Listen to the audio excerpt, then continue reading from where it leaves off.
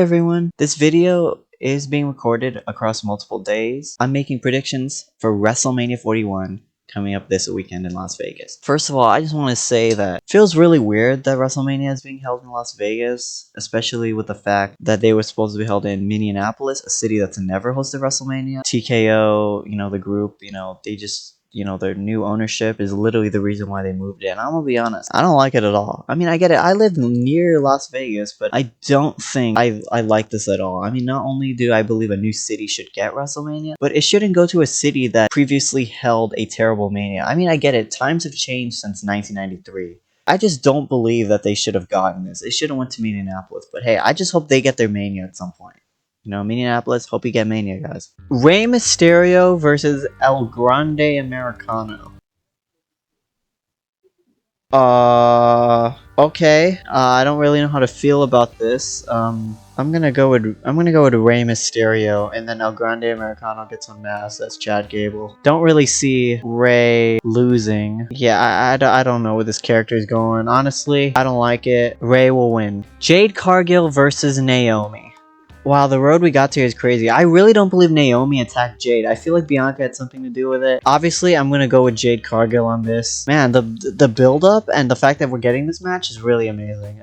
Jade got attacked in November before War Games, and I thought it was Bayley. I still believe it's Bayley somehow. I don't know, because she got in, she replaced Jade. Naomi? I didn't really think it was Naomi. If it was Naomi, she got help, because I don't believe Naomi did that on her own. Promo that Naomi cut on Bianca after the chamber, that was one of the most amazing promos I'd ever seen. I'm happy that Jade and Naomi are getting this spot on WrestleMania. I don't think this match will last long. I feel like they're gonna put on a pretty good match. I don't know how good it's gonna be, but yeah, I'm gonna say Jade is gonna win this match. We have a singles match between AJ Styles and Logan Paul. I'm gonna be honest, I saw this match coming because I saw Paul eliminate Styles from the Royal Rumble match. And usually when he does that, he usually signals to the fans that the chances are he's gonna wrestle that person at WrestleMania. Because I remember at 2023, he did the same thing to Seth Rollins, and then, yeah, that match happened. But yeah, AJ Styles and Logan Paul, yeah, not expected this match was supposed to happen.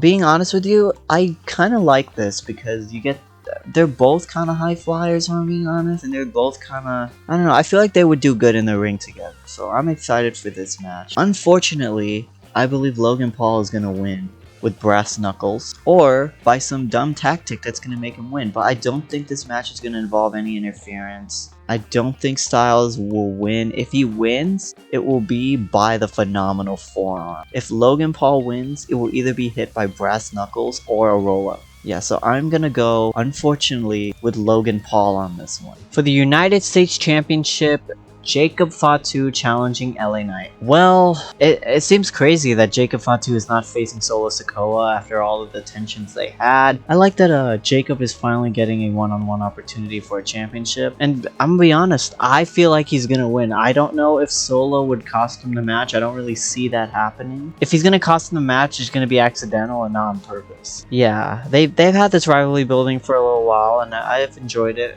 quite a bit. LA Knight just began his reign as US champ, but I feel like it's going to come to an end. I feel like Jacob Fatu is going to win the United States Championship from LA Knight at WrestleMania. For the Intercontinental Championship, it is a fatal 4-way match. Bron Breakker the champion versus Penta, Dominik Mysterio, and Finn Balor. These guys have had a long road to get here. You had Bron and Penta face off when they were in Glasgow, Scotland. Title match that ended in a DQ because of Judgment Day. But then you also have Dom and Finn trying to do stuff to have Penta join the Judgment Day, but also take the Intercontinental Championship. But also because Finn doesn't want him in as well, it's like creating tension between the group. If I'm being honest, the Judgment Day has a 50% chance of walking out with a title. I don't know. I'm a bit split on Bron or Penta on winning. But I don't believe Finn or Dom is going to win the title. If they're going to win, they're going to win by screwing the other up. I feel like I'm going to say Bron is going to retain the championship, but I'm not 100% confident on that. I am split with Penta and the tension within the Judgment Day. I feel like Dom and Finn are going to explode at WrestleMania. But yeah, Bron is gonna retain the championship, and I believe Penta at some point will reunite with his brother, Rey Fenix. Io Sky versus Bianca Belair versus Rhea Ripley for the Women's World Title in a triple threat match. I really like this story. I kind of like it. I mean, you had Io and Rhea, like, you know, they were like, oh, I'm going to give you a title shot after the Chamber because you were screwed out of the Chamber sex. Io won the champion. Yeah, so Rhea won the championship back on the Netflix debut. Then a month later, she accidentally screws Io Sky out of a Chamber qualifying match against Liv Morgan, which prompted her to give her a title match on the March 3rd episode of Raw. And then Io won. And then after that, Rhea has been going on a rampage. I don't really know if it's a heel turn, but Rhea has been losing her mind ever since she lost the championship. I mean, that's usually a thing when people lose titles. Like, most of them will get mad and then eventually it leads to them turning heel. But I don't know if Rhea's heel, but if anything, I like that this is a triple threat match. I mean, you had Bianca win the Chamber, but Bianca is also dealing with Naomi and Jade Cargill, and it's kind of weird that this is happening. But I liked how in mid-March they were talking a lot. And then the slaps, you know, I'm be honest, they were great segments. Freaking after the Chamber, you had Bianca and Naomi have like a really great promo. Like, I'm gonna be honest, I feel like there's gonna be involvement of that in this match. So I believe Io will retain in this triple threat match. But I believe there's gonna be interference. Maybe Jade and Naomi interfere. If Jade and Naomi don't have a match, or maybe if they do, I'm gonna be honest, I feel like they're gonna show up during that match. I'm gonna go with Io in this one with interference. I don't think Dakota will be involved. I don't think any damage control will be involved. Rhea's by herself. Maybe it will lead to a heel turn for real. I don't know, but I believe Io Sky will retain the championship. Tiffany Stratton versus Charlotte Flair. This is a match that everyone has been wanting ever since Tiffany won the Money in the Bank contract. I believe because Charlotte was out since late 2023 and Tiffany was Miss Money in the Bank, people were predicting that if she wins the title before WrestleMania, that we're gonna get Tiffany Charlotte. I think when she won the title and Charlotte was teasing she was gonna return to the Royal Rumble back in January, I believe that's when people were saying it more and more that they wanted Tiffany versus Flair. So that's how we led to this. Man, I'll be honest, I don't know what Charlotte is thinking here. Like, I guess she's a heel, but she came back as a face, but then turned heel in the middle of her first promo back. Charlotte has been wrestling a lot since her return. Tiffany,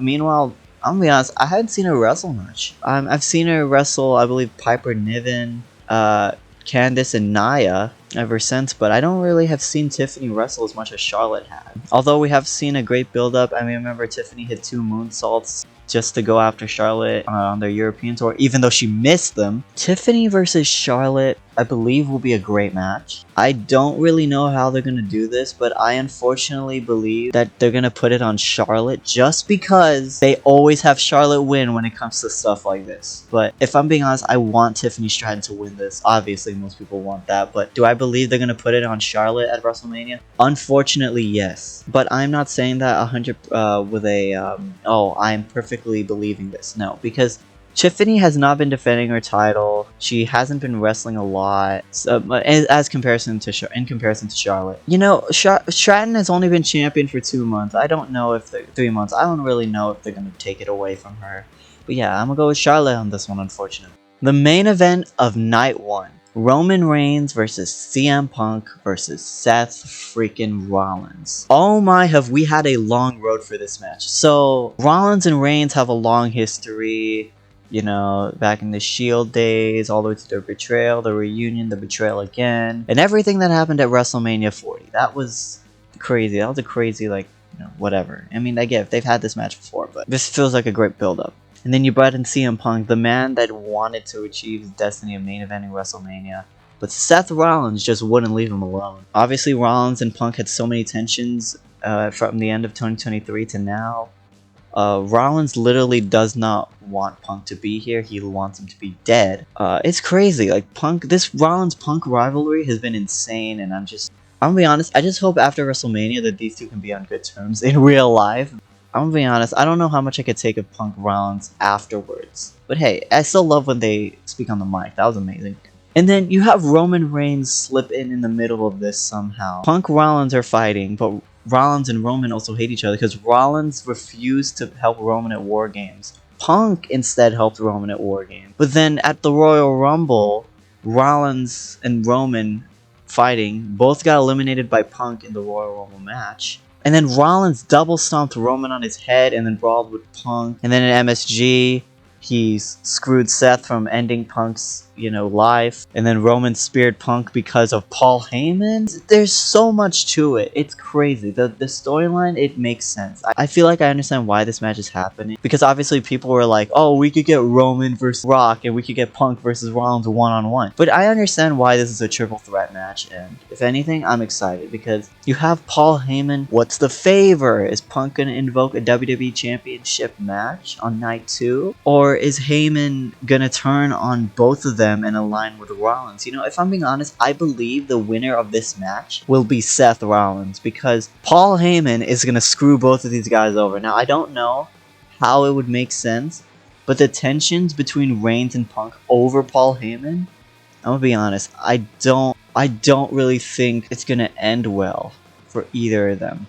Paul Heyman is rarely a babyface, and if I'm being honest, I don't know how long it's going to last. I would believe that Paul is going to turn heel and align with Rollins, and Rollins will win at WrestleMania. So, that's my prediction. Seth Rollins will win, Paul will turn on both of them. If a championship match is secured at one point, I don't know, but it's the main event. Hey, Rollins will win. The World Heavyweight Championship. Gunther versus main event Jey Uso. I'm gonna be honest, when I first heard Jey win the Rumble, I was a bit like, because Jey a week prior had lost a shot against Gunther already for the title, and recently has been getting criticism over his moveset. So his spear, people were criticizing that.